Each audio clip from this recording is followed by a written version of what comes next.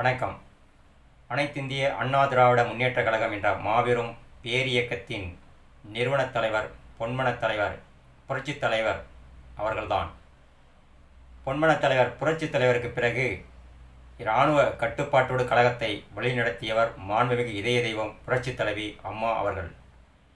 புரட்சித் தலைவி அனைத்திந்திய அண்ணா திராவிட முன்னேற்றக் கழகத்தை தலைமையேற்று நடத்திய 33 ஆண்டுகளில் கீழ்நிலையில் இருக்கக்கூடிய கழகத்திற்காக உழைத்த பல்வேறு மாவட்டங்களில் பல லட்சம் பேர் உயர்ந்த பதவிகளை அடைந்து அனைத்திந்திய அண்ணா திராவிட முன்னேற்றக் கழகத்தில் உழைத்தால் நிச்சயம் உயர்வு என்ற அடிப்படையில் மாண்புமிகு இதய தெய்வம் புரட்சித் தலைவி அம்மா அவர்கள் சிறப்பான ஆட்சியையும் சிறந்த முறையில் கழகத்தையும் வழிநடத்தி சென்றார்கள். ஆனால் துரதிர்ஷ்டவசமாக மாண்புமிகு இதய தெய்வம் புரட்சித் தலைவி அம்மா அவர்கள் நம்மை விட்டு மறைந்து விட்டார்கள். தமிழக மக்கள் மீண்டும் இதய தெய்வம் போல் ஒரு தலைவர் தமிழகத்தில் உருவாக மாட்டார்களா என்று ஏங்கி தவித்தார்கள். திருமதி சசிகலா அம்மையார் அவர்களால் அனைத்திந்திய அண்ணா திராவிட முன்னேற்றக் கழகத்தில் எடப்பாடி என்னும் நபர் எங்கு இருந்தார் என்றே தெரியாது. ஆனால் அவரை 16/2/2017 முதலமைச்சராக ஆக்கினார் திருமதி சசிகலா அம்மையார் அவர்கள். திரு எடப்பாடி பழனிசாமி என்றைக்கு முதலமைச்சர் ஆனாரோ அன்றிலிருந்து இந்த நாள் வரை அனைத்திந்திய அண்ணா திராவிட முன்னேற்றக் கழகத்தின் வளர்ச்சிக்கும் வெற்றிக்கும் மிகப்பெரிய பாதக செயலை எடப்பாடி பழனிசாமி அரங்கேற்றினார் என்று சொன்னால் அது மிகையாகாது. காரணம்,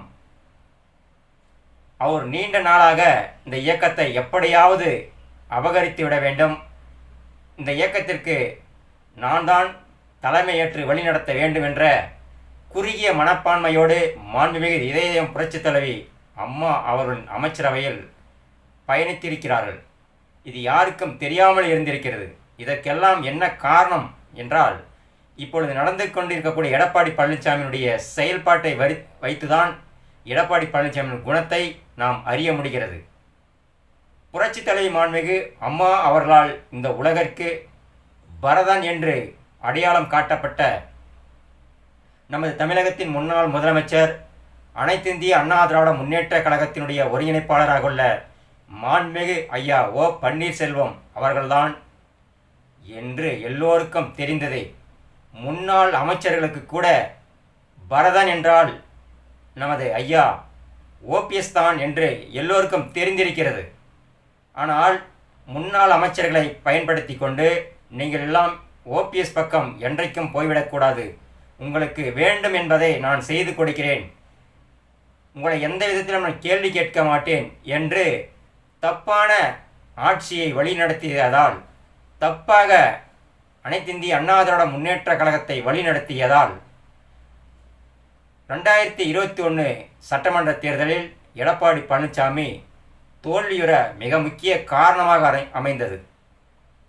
இதற்கெல்லாம் யார் மூல காரணம் என்றால், இந்த எடப்பாடி பழனிசாமி யார் என்றே தெரியாமல் இத்தனை காலம் அரசியலில் இவருடைய பணி என்ன, இவருடைய குணாதிசயம் என்ன என்று தெரியாமல் முதலமைச்சர் ஆக்கிய அவரையே சாரும்.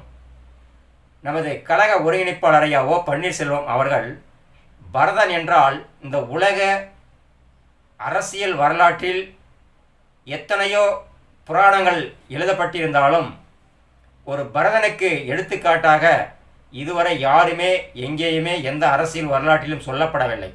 ஆனால் இதய தெய்வம் புரட்சித் தலைவி மாண்புமிகு அம்மா அவர்கள் நமது கழக ஒருங்கிணைப்பாளர் ஐயா ஓ பன்னீர்செல்வம் அவர்களைத்தான் பரதன் என்று இந்த நாட்டுக்கு அறிமுகப்படுத்தினார்கள்.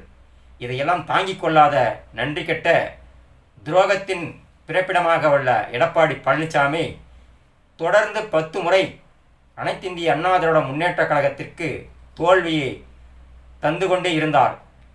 இதையெல்லாம் பொறுமையாக சகித்து கொண்டிருந்த முன்னாள் அமைச்சர்கள், இப்படியே போனால் இந்த இயக்கம் என்ன ஆவது, பழனிசாமியை நாம் பல முறை பார்த்து விட்டோம், ஆனால் பழனிசாமியுடைய தலைமையில் நாம் அமைச்சர்களாக இருந்தோம். எப்படி அமைச்சர்களாக இருந்தோம்? எடப்பாடி 234 சட்டமன்ற தொகுதியிலும் வேட்பாளர்களை நிறுத்தி அவர் பிரச்சாரம் செய்து முன்னாள் அமைச்சர்களை யாரையும் வெற்றி பெற வைக்கவில்லை. புரட்சித் தலைவி மாண்புமிகு அம்மா அவர்கள் தன்னுடைய உடல் நலத்தையும் பாராமல் இந்த இயக்கம் மீண்டும் 2வது முறை ஆட்சி கட்டில் வர வேண்டும் என்று ஒரு உயர்ந்த சிந்தனையோடு தமிழக மக்கள் மீது மிகப்பெரிய நம்பிக்கை வைத்து கொடுத்த வாக்குறுதிகளை 2011 முதல் 2016 வரை நிறைவேற்றியதால் துணிச்சலாக எதிர்கொண்டு 2017-16 மீண்டும் அனைத்திந்திய அண்ணா திராவிட முன்னேற்ற கழகம் ஆளும் கட்சியை மீண்டும் ஆளக்கூடிய கட்சியாக ஆட்சி கட்டில் அமைத்தியவர் இதயம் புரட்சித் தலைவி மாண்புமிகு அம்மா அவர்கள். ஆனால் இடையில் வந்த எடப்பாடி பழனிசாமி இந்த இயக்கத்தை சிதைத்து வதைத்து திமுகவிடம் அடகு வைத்து நன்றி கெட்ட துரோகியாக தொடர் தோல்விகளை 10 முறை கொடுத்து 16வது தோல்வியை எதிர்கொள்ள முடியாமல் புறமுதுகிட்டு ஓடியவர்தான் இந்த எடப்பாடி பழனிசாமி. ஆனால் இன்று முன்னாள் அமைச்சர்கள் அனைத்திந்திய அண்ணா திராவிட முன்னேற்ற கழகத்தினுடைய முன்னாள் அமைச்சர்கள் இப்பொழுதுதான் உணர்ந்திருக்கிறார்கள். இது இப்படியே விட்டால் இந்த எடப்பாடி பழனிசாமி நம்மை எல்லாம் ஏதாவது ஒரு வார்த்தையை சொல்லி பயன்படுத்தி திமுகவிடம் மீண்டும் 2026 மீண்டும் தோற்பதற்குண்டான வழிவகைகளை செய்து கொண்டிருப்பார். இனிமேல் இந்த எடப்பாடி பழனிசாமியை நாம் விட்டு வைக்கக்கூடாது.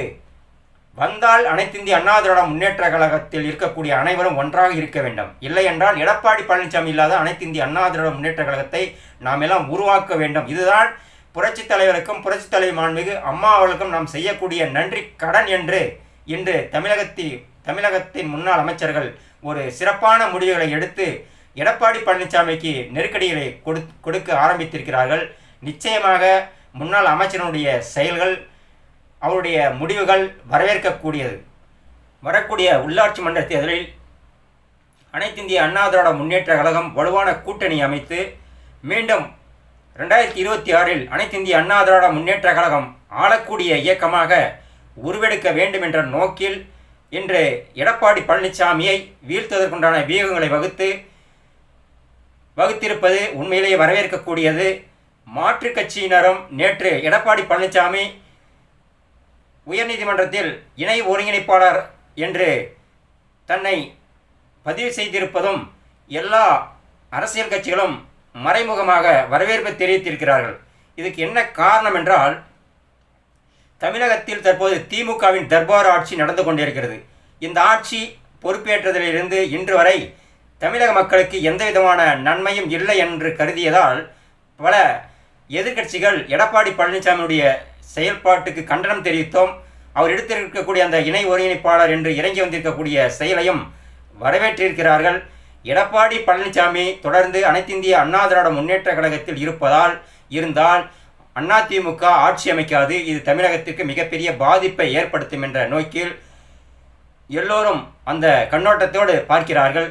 ஆகவே முன்னாள் அமைச்சர்கள், தமிழகத்தின் ஒட்டுமொத்த அனைத்திந்திய அண்ணா திராவிட முன்னேற்ற கழக தொண்டர்கள், தமிழகத்தின் முன்னாள் முதலமைச்சர் மாண்புமிகு இதயம் புரட்சித் தலைவி அம்மா அவர்களால் பரதன் என்று இந்த நாட்டிற்கு அடையாளம் காட்டப்பட்ட கழக ஒருங்கிணைப்பாளர் ஐயா ஓ பன்னீர்செல்வம் அவருடைய தலைமையை ஏற்று பொன்மன தலைவர் புரட்சித் தலைவர் எதற்காக இந்த இயக்கத்தை தோற்றுவித்தாரோ இதயம் புரட்சித் தலைவி மாண்புமிகு அம்மா அவர்கள் இராணுவ கட்டுப்பாட்டோடு இந்த இயக்கத்தை எப்படி வழிநடத்தினாரோ கட்டி காத்தாரோ அதே பாதையில் கழக ஒருங்கிணைப்பாளர் அவர்கள் சிறந்த முறையில் கழகத்தை வழிநடத்த தயாராக இருக்கிறார்கள்.